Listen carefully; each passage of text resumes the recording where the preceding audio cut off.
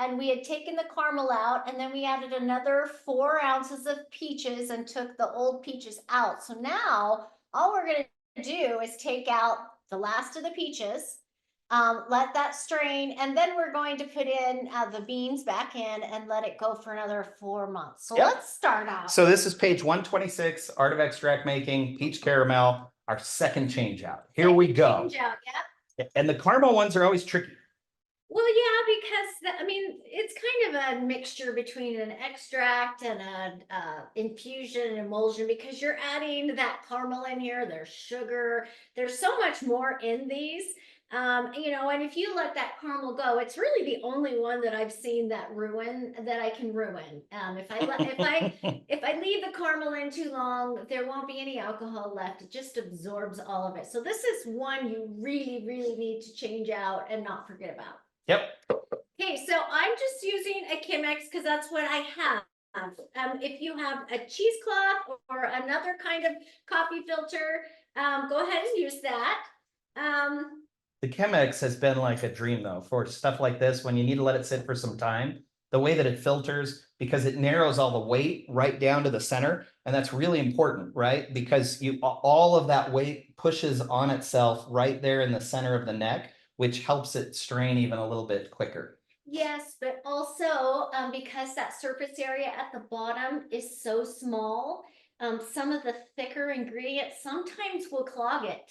And I'll come in after hours and there'll be no dripping, but it'll still have a ton at the top. And it's so frustrating. And it's just because some of the bigger pieces, maybe the caramel or a peach or something else, you know, or a vanilla bean are at the very bottom, and it's clogging the end. And so you kind of have to move things around so it can filter out. One of the things that you can do if you want, and this might make it easier with these caramel infusion extracts, is that you could the first time take it through just a fine mesh strainer, and then all of the stuff that you know, the liquid that comes out of that, then put it into your coffee filter to get that pure extract look. Yeah, let's zoom in on the camera here just to see a finished one. So this is how it looks when you're finished.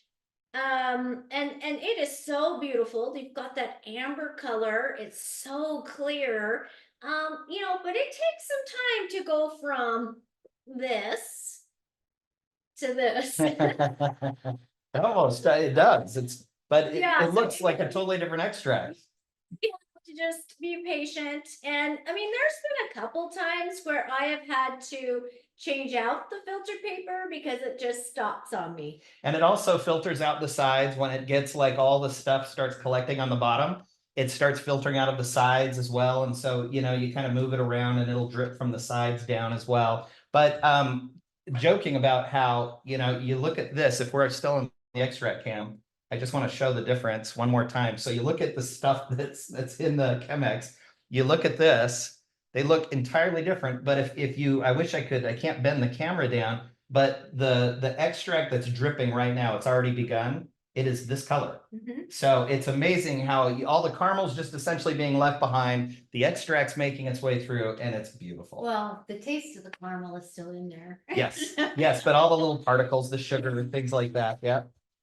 Doesn't look very appetizing when you look at it, and all the caramel pieces are still in there.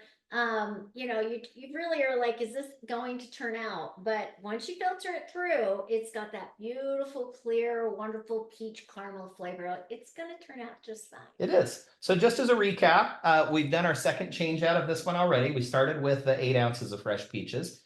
We went through the whole straining process. We then added the 4 ounces of fresh peaches. Now this is the final straining, right? This is the final, it depends. So what you're going to do is we're getting rid of the peaches in here. We're going to put the vanilla beans back in. So what you're still going to have caramel pieces kind of on the vanilla. So you can take something to wipe that off if you want, or you could put a little bit of alcohol, whatever you want to do to kind of clean off the beans. And then put them back in the filtered alcohol, and then you wouldn't have to filter again the last time.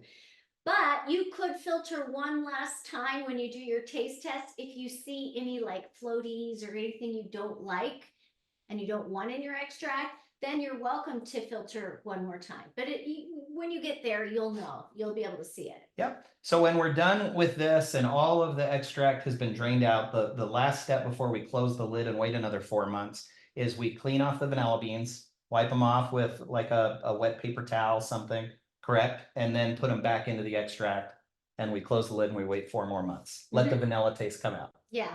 And then also measure your how much you've got out. If you're a little bit short, you know, you're going to be a little short of 8 ounces, I promise you, because so much of that alcohol is, you know, it's going to be absorbed in some of the peaches and the caramel.